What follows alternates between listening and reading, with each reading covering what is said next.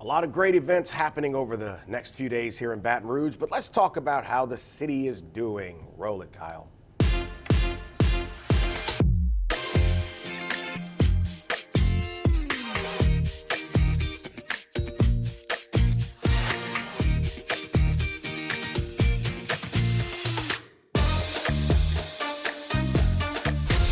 If you ask this lady what district in East Baton Rouge Parish is the best district, you wouldn't even be able to finish the question before you got the answer.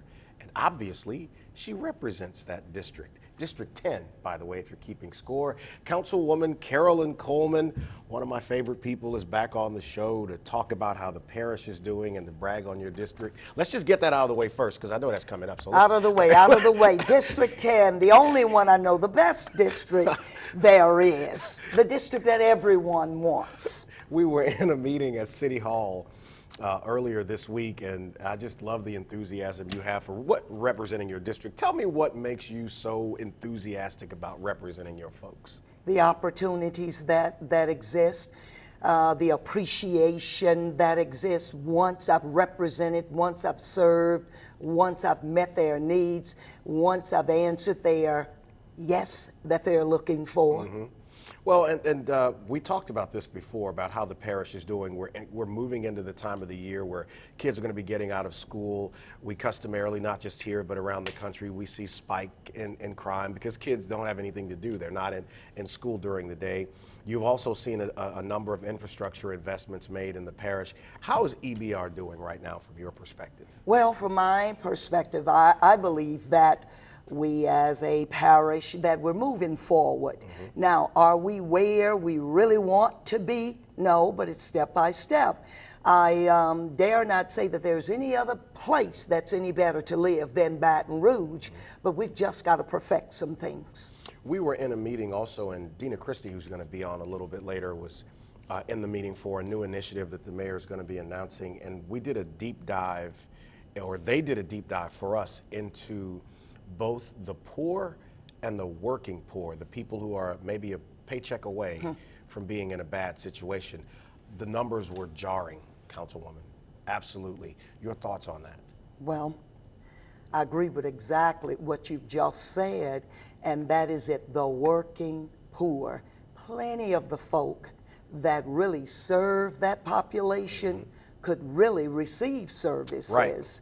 And so you've got folk that are in need of the services that they have for folk. And so this is something that we have are taking a look at to see what is it that we can do in order to make this just a bit better here in Baton Rouge. You know, getting the resources to that population seems to be the challenge. It's not a lack of services or even in some cases resources. It's, as you and I talked about, connecting the two sides. Why has that been so hard? Well, folk must understand, the people that are in the positions who have the services in their hand, they've got to understand a concept.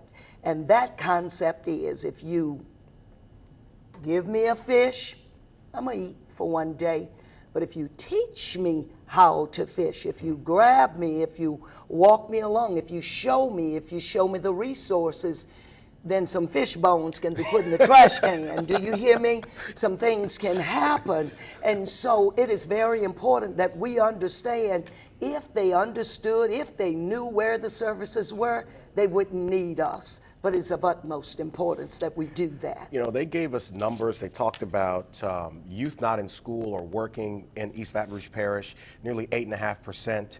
19% of households have food insecurities, 17% health insecurities, 11% of our senior population is living in poverty. Children under 5 living in poverty, the number that they can count is over 12,000, nearly 13,000.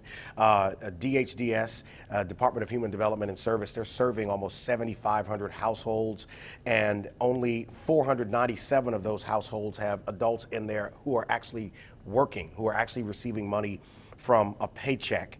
And ALICE, which is a concept that George Bell talked about in our meeting. It's a United Way construct, and it's asset limited, income constrained, employed population. 52.4%. So, and there's real work going on. I got a little less than a minute. There's real work going on to address this population, but how do so many people fall through the cracks? Those numbers are daunting. Resources are there, but that connectivity is the key to all of this. And then everything must connect. I have a summer program that I will, I say 6 weeks, but really 24 days, Monday through Friday, for the children in District 10. And in addition to that, you have the opportunities for children to even work in the summer there, and I'm gonna connect all of that together in order to make something happen with these numbers. I want you to come back because you got to talk about Burgers and Brews. Can I schedule to come back talk about this? Please, and This be is my ready. This is my ticket, right? That's your ticket, and be ready for a hand-patted burger. Not talking about anything frozen. Back in a moment. So I mentioned some things happening in the city over the next few days. There's going to be another conference, the OMG conference. This will be the 10th year, and a car show done by Jason Hughes. How many years for the car show? 7th annual. 7th annual. So ladies first, let's start with the OMG conference. Outstanding mature girls. You've got one here with you, Anya. So let's talk about the conference. What is it? So the conference is going to be on Saturday, May 20th, on the campus of Southern University at the Intramural Sports Complex. Okay. Doors open at 8:30, and the conference starts at 10. Yeah. The reason being because every year we have VI Pink access. And so that's for the first 100 girls who register. So VI Pink access starts at 6 a.m. The girls get their hair done, nails done, makeup, and I mean just everything that's girl. It's going to be right there happening at the OMG conference. Graphic is on the screen right there talking about the event. And for people who are not familiar with OMG, let's tell them what it is. OMG is an organization that mentors young girls ages 10 to 19 years old. And so the girls, they actually stay in the program. So it's not just like a summer thing or whatnot. They stay in the program and they matriculate until they're 23 years old. And Jeez, Louise, that's a subject for another day. Go ahead. And you get to see the growth, the change that they make. I mean, it's not easy. There are struggles, and we are just there to pretty much help the parents. We're not there to take their place, but to help them and their daughter as they matriculate through their preteen to teenage years. I love it. You've taken these young ladies, have gone on trips to other parts of the country. You've introduced them to different things, and you stay on them about education, and I just think it's a great program. If people want to donate to it, how can they do that? They can donate to us through PayPal. Outstanding Mature Girls. Just look for Outstanding Mature Girls on PayPal. OMG Club LA on Cash App. So there are many different ways to be able to donate to us. Oh no, she will call you for the money now. I think you and Jason know Yeah, but I said they're gonna find you. You're gonna get that email from Sasha. Hey, remember me? That's right, that's right. So Jason, man, we were Yes, sir, talking man. about the car show, the Capital City Car Show. It Yes. happens at Bon Carré in the parking lot out there next weekend. Next weekend, next Saturday. Let's talk about it. This is 7. I didn't know this had been 7. Year 7 for us, man. So despite the COVID year, we took 2 years off.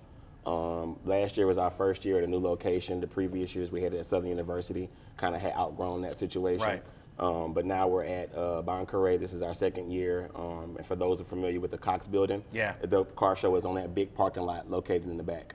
So there's the graphic for the event, 4 to 7 p.m. So I recently just got into car shows because of a couple friends of mine. I went to the big one in Biloxi last fall, Cruising the Coast. Cruising the Coast, yes. Went to another one here early last year, and man, you see some fantastic automobiles out there. You do, man. And for people that are questioning, like, what do I do at a car show? It's so much more than 'Cause just that a was car my show. question. Right. It's like, what do I do at a car show? It's like, it's so much more than just cars, because we give a lot of local vendors, small businesses opportunities to push their products. We have food truck vendors that get a chance to get their food.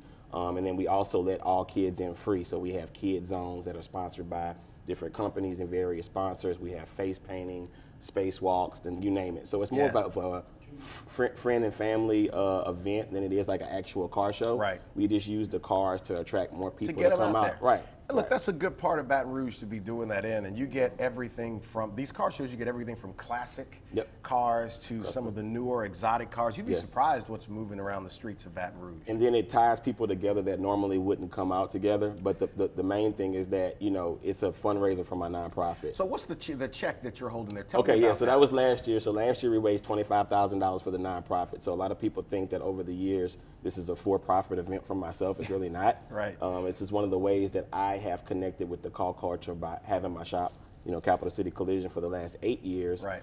We came up with a creative way to raise money for my nonprofit. And so it's just grown and grown every year. And then we give that money to the nonprofit. How many cars do you expect? So this year, we're on pace to probably have about 250 registered. Really? Right, and then we're looking at anywhere between 750 to 1,000 people.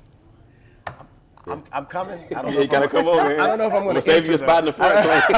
I don't know if I'm going to enter. I got something I think I could put in That's there. fine. You don't have to enter too. That's another misconception. We have a thing called Show and Shine. Okay. So it's at a discounted rate. You don't have to enter to get judged, and you can park your car in the show. You just won't get judged. You just show and shine. It speaks for itself. And quickly, tell me a little bit more about the food in about 15 seconds. So we got food vendors, Empire Wings. We have a couple of other local food truck vendors. We have 9 food vendors, and then obviously this could not be possible without my sponsors. I would try to name them all, but for tickets, registration, you can visit the website. It's Which is? www.capitalcitycarshowbr.com. I love it. And the OMG conference again is, Saturday, May 20th. and people can learn more by going to. OutstandingMatureGirls.org.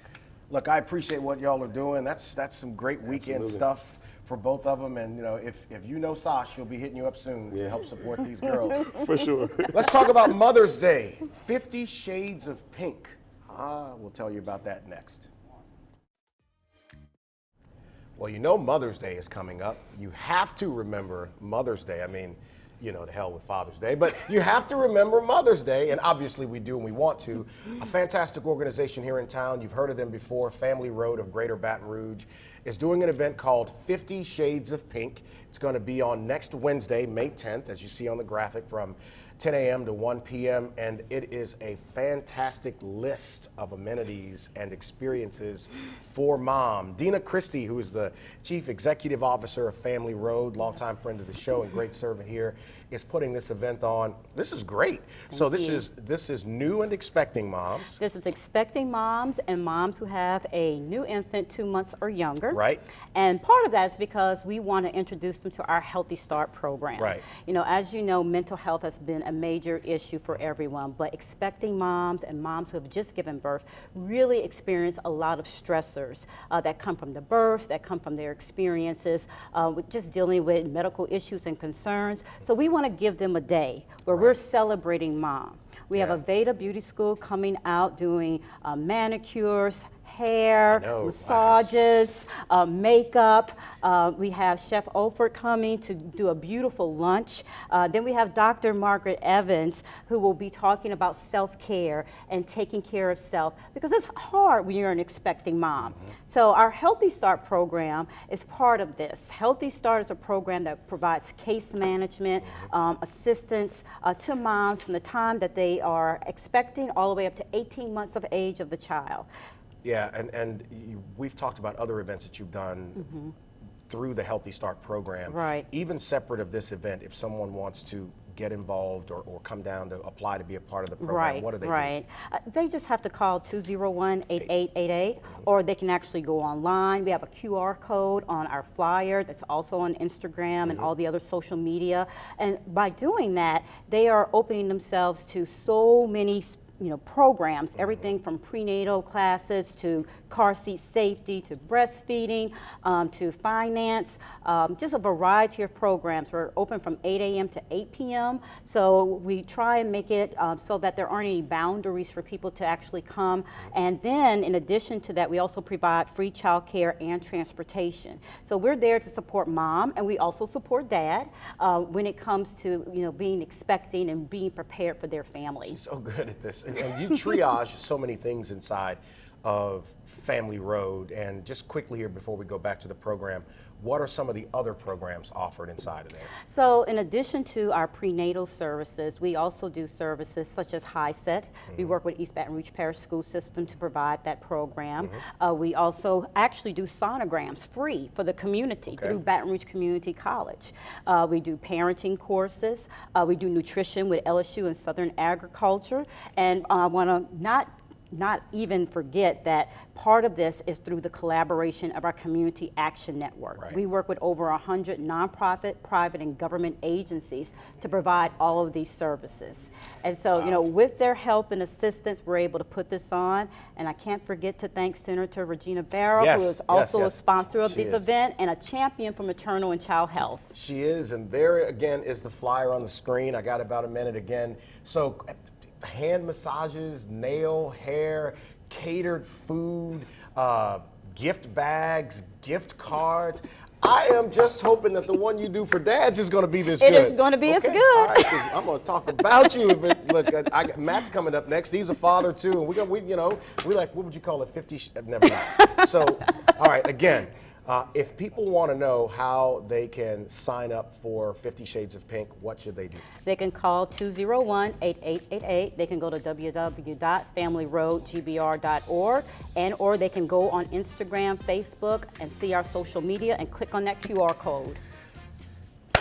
This looks like I might just pop in to say hello. Okay. All right, let's talk about the NFL draft. The Matt Moscona is here to talk about that next.